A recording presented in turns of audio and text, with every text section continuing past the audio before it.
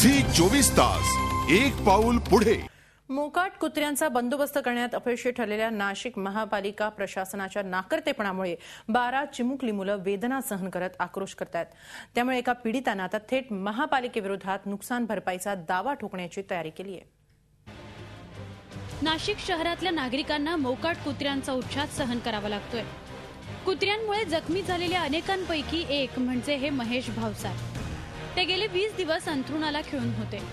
महिन्याभरापूर्वी कन्नमवार पुलाजवळ एक कुत्रा त्यांच्या आडवा आल्याने बाईकवरून पडून त्यांच्या हाताला फ्रॅक्चर झालं। उपचारासाठी त्यांना 65,000 रुपये खर्च आला।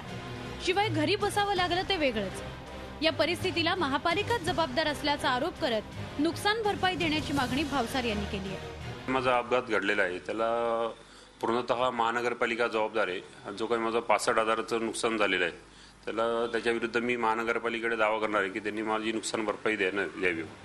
दुसरीकडे प्राण्यांविषयीच्या कायद्याचं कारण देत मनपा प्रशासनानं कुत्र्यांचा बंदोबस्त करण्याबाबत असमर्थता दर्शवली आहे। कायदे तज्ज्ञांनी मात्र महापालिकेचा हा मुद्दा खोडून काढलाय। गेल्या काही दिवसांपासून या कुत्र्यांसंदर्भात घटना घडत आहेत। त्याबाबत पुन्हा वैद्यकीय अधिकाऱ्यांना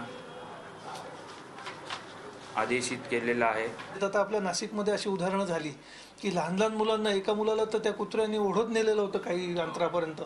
तर मग अशी कुत्रे जर म्युनिसिपल कमिशनरनी त्या संदर्भात डिसिजन घेणं अत्यंत जरुरीचं आहे। ते कायद्याला परवानगी आहे ना कायद्यामध्ये त्याला, परंतु ते डिसिजन घेणं, त्याच्यासाठी रिझनिंग देणं आणि त्याप्रमाणे ॲक्शन घेणं हे म्युनिसिपल कमिशनरच्या हातामध्ये आहे। मंगळवारच्या घटनेनंतर नाशिककर जनता आक्रमक झाली आहे। महापालिकेला वटणीवर आणण्यासाठी भावसार यांनी थेट कोर्टाचा दरवाजा ठोठावण्याची तयारी केली आहे। आता प्रशासन यावर काय कारवाई करतं याकडे सगळ्यांचं लक्ष लागलंय।